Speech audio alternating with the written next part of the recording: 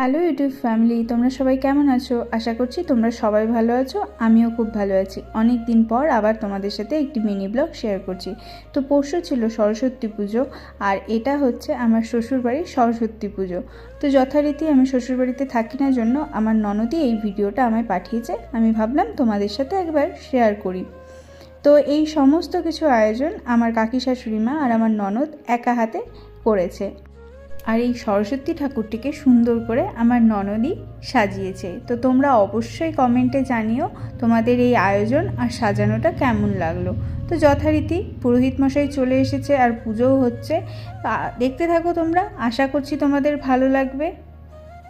আজকের মতো মিনি ব্লগটি এই পর্যন্ত।